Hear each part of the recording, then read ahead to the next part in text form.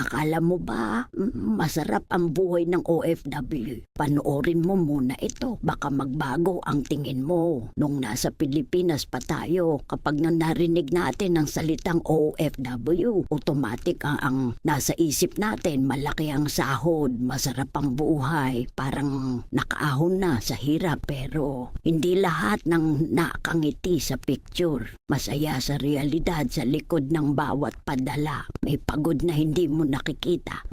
May lungkot na hindi na nila sinasabi. May mga OFW na sobrang hirap ang trabaho, init, pagod, puyat, paulit-ulit araw-araw. May iba na hindi pinalad sa kumpanya. Mahigpit ang amo, kulang ang sahod, at sa maliit na pagkakamali may kaltas agad. Isipin mo yun, nagkamali ka lang ng konti, bawas na agad sa sahod mo. Tapos, ang overtime mo, minsan hindi pa bayad. Mas masakit pa, hindi lang trabaho ang kalaban mo. Minsan pati kapwa mo manggagawa. Yung akala mong kakampi mo, sila pa ang unang magsusumbong sa amo. Konting mali mo lang, ikaw agad ang mali sa lahat. At habang nangyayari lahat yun, ano ang maririnig mo mula sa Pilipinas? Sumahod ka na ba? Kailan ka magpapadala? Pero may nagtatanong ba kung kumusta ka? Habang tamong sila kumakain ng masarap, may mga OFW na natinitiis ang gutom para lang may maipadala. Habang sila masaya, may OFW na umiiyak sa tahimik na kwarto. Pero hindi rin naman lahat ganito. May mga OFW na sinuswerte, mabait yung amo, maayos ang trabaho, nakakaipon. Pero tandaan natin, hindi lahat pare-pareho ng laban. Kaya sa susunod na may kilala kang OFW, hindi lang sahod ang dapat pag-usapan, kundi ang pagod, sakripisyo at tunay nilang kalagayan. Dahil sa likod ng bawat padala, may taong lumalaban araw-araw para sa pamilya.